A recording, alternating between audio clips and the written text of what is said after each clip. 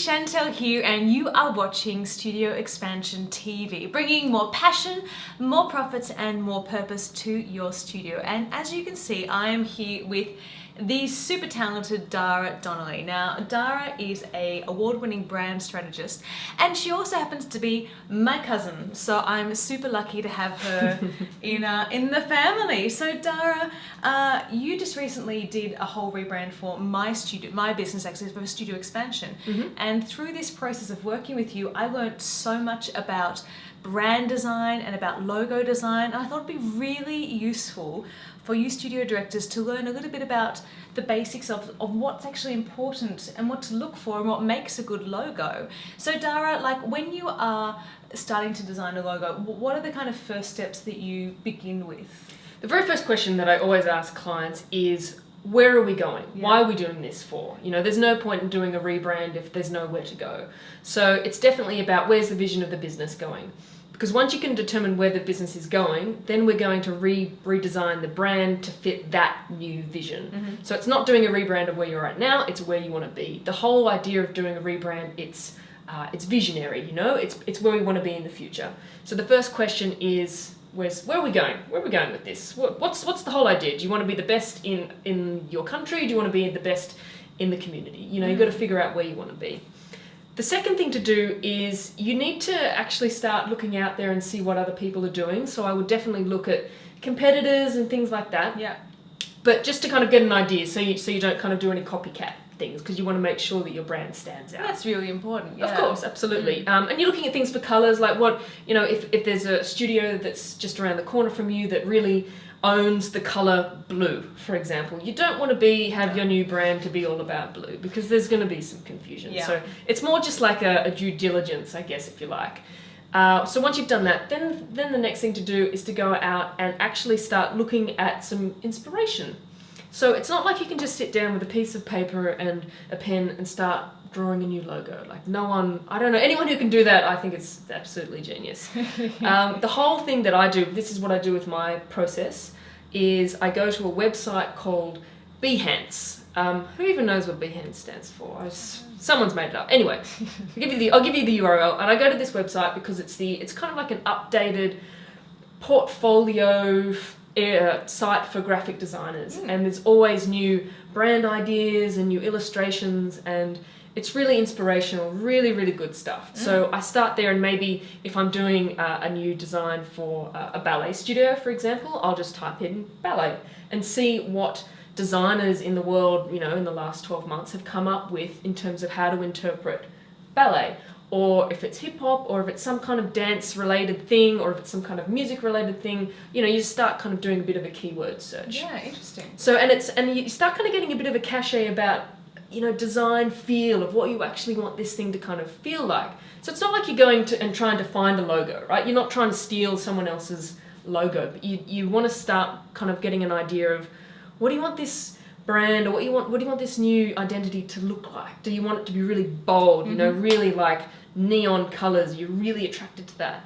Or are you attracted to the more classical element? Are you attracted to like a black and white, you know, really kind of plain, you know, striking feel? Or are you into more kind of playful things and more maybe a cartoony style, things like that? If you can establish what kind of style and look you want, that's like the perfect position to be in to then engage a designer and go, okay, now these are the examples I have. Here, go and create some magic.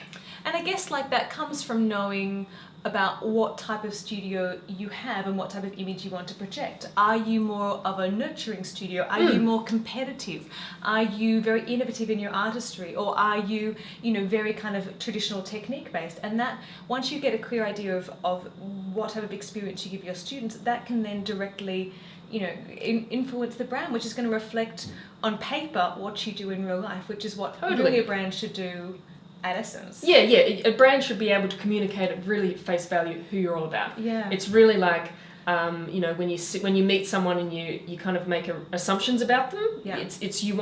That's the same thing with a brand. So you want, when someone meets you for the first time or sees your brand for the first time, they're going to make complete assumptions about you, and you want them to be the right assumptions. Oh yeah, they must be innovative, or they're a little bit more traditional, or they're obviously really focused on technique, or they really value kind of old style, or they're really progressive, and you can make that happen and that language happen very quickly. In an instant. Very quickly. So when a studio comes to the point where, okay, I would like to get a new logo designed, I'd like to kind of get a new feeling for the brand, what are some tips that you would say, because it can be expensive, it can take a huge amount of time. What are some tips to be well prepared to go to a designer and make this happen? So definitely, figuring out what I said before, where the business is going, doing the research on that website, just to kind of get an idea of the look and feel. Maybe colours is a really good indicator. Even some fonts that you kind of like that can be a really good indicator of what you want. So do you just take little screen captures and So you could just kind of get a folder on your desktop and just start dragging in images, or if you're familiar with Pinterest, start creating a Pinterest board. Just a collection of images that you go, I like that. I like the way the S does that in this, or I like the kind of green pop in that. And you just start to kind of get a whole collage of stuff that someone who is a bit more creative can go, oh, okay, this I can work with. Yeah. Because I guess if you're going to them with just kind of, I want a new logo, you're not giving them very much. You're starting from. Okay, well, all right. Well, you fall into a bit of a trap where maybe the designer is starting to project their ideas onto you, and you want to be, it's your baby, and more often than not, you're the owner of the studio, you're the owner of the brand. It's going to mean a lot to you to have this thing transformed. So you want to be able to clearly articulate to the designer where this is going and the vision that you have. That's so cool. That's so good. And when you did the new logo design for Studio Expansion, you've done it for a few of our clients here. You taught me some really interesting things about what makes a good logo, and it's so interesting. I wonder whether you might share kind of your thoughts on that. Yeah, absolutely. So I come from a traditional branding background, and I got taught the real core basics. So when you're looking at a logo, the way to tell if it's a good logo, really, really simple tip, is the first one, it needs to work in black and white. So if a designer hands you a logo and says, this is the option, and it's in color, and it's kind of if it's relying on the color to make it make it work, then it's not a great brand, because there's going to be situations where maybe you only have a black and white printer, or maybe you're going to sponsor something, and on the program they're only going to print your logo in grey down the bottom. The brand has to work in black and white, not just color. That's the first rule. The second rule is about scale. So it has to work really, really big, and it has to work really, really small. So if you can imagine in a dance situation, you've got, maybe it's going to be the sign on the front of the building, and it's going to be 7 meters wide, and then it might be an embroidery kind of emblem on a sock, so it's, the brand has to be able to work at both ends. So if you've got little intricate details in your logo that's going to get lost in the sock embroidery, element, it's not going to work. So the way to kind of do it is, when you get presented by a designer, here's option A, here's option B, you want to scale it. You want to press really, make it really, really big on your computer screen, and then you want to make it really, really small. And if it still works, if you can still see it, and the whole thing can be still communicated, then you're onto a good brand. That is fantastic. Okay, so Dara, working with as many clients as you do, and I'm probably one of your most demanding ones, but nonetheless, what would be your advice to someone who's just about to start this process and begin developing a whole new logo, a whole new brand? What would be your tip for them?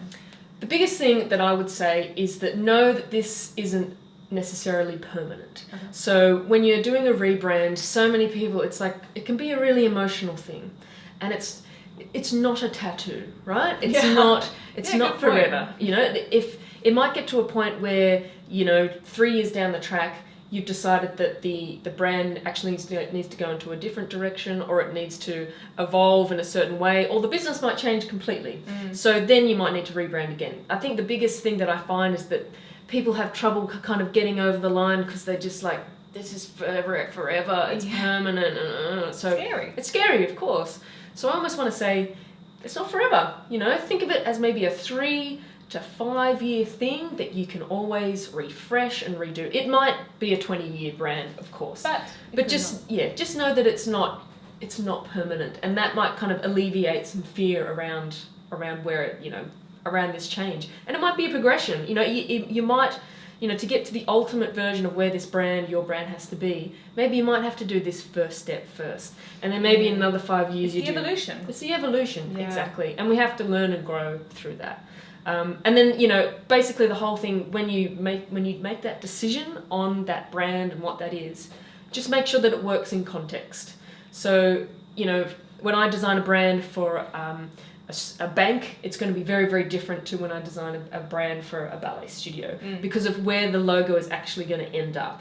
So when you finally settle on what that logo is, just envisage being it on a trophy, or being on a tour jacket. Absolutely. Or being on a headband. Merchandising is a big thing for a lot of studios, so Totally. consider it in all that merchandising context as well, I suppose. That's a really good tip. Absolutely. Actually, I remember something as well with the whole what makes a good brand is that if you can look at the brand and then almost be able to pull it apart, so that it can kind of come back together in new ways. For example, like a wallpaper, right? So if you've got in your brand, you have the circle element, you have a plus, and you have a multiplication symbol, and we've managed to kind of put them all together and make like a wallpaper, which can then, on your website, there's a little detail in that in one section, and you can kind of bring it in as almost subtleties. So if you imagine,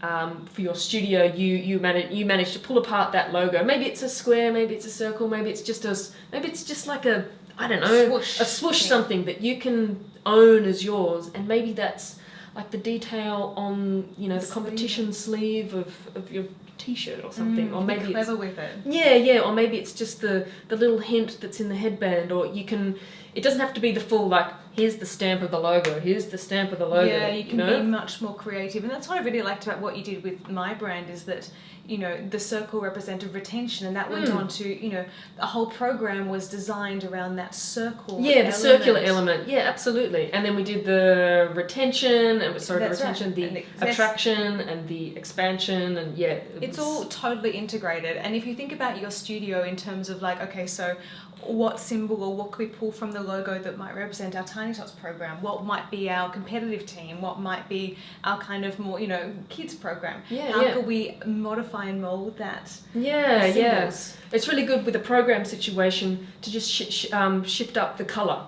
So if you imagine like your master brand, or the main brand is, we'll just call it black, all right? So it's black, or it's a deep purple. Go deep purple. Main brand is deep purple. Then you've got the Tiny Tots program. You can use exactly the same logo, but maybe it's yellow. And so everything within that's related to the Tiny Tots program is yellow.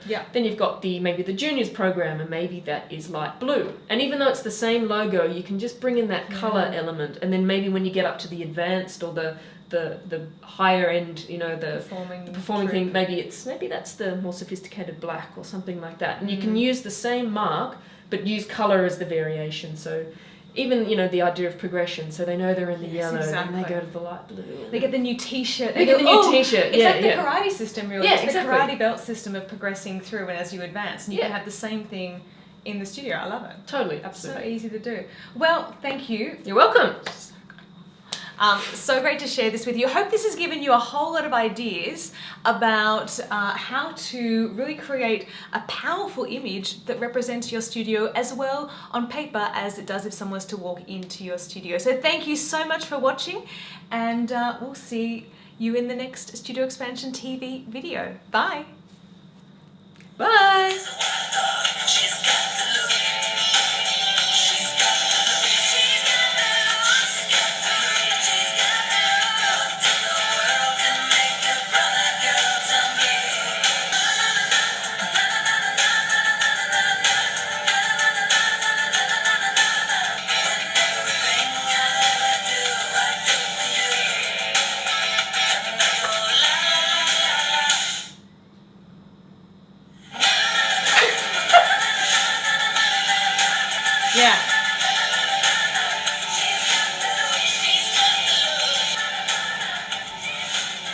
You should meet the rest of our family. Truly, Yeah. you think this is strange? No, this is normal for a Friday night. This is usually Christmas Day. We have competitions with karaoke. We're that kind of family. Yeah, it's Glee, Sound of Music. It's quite scary, actually. We won't film that though. No. Some things can stay private. Totally.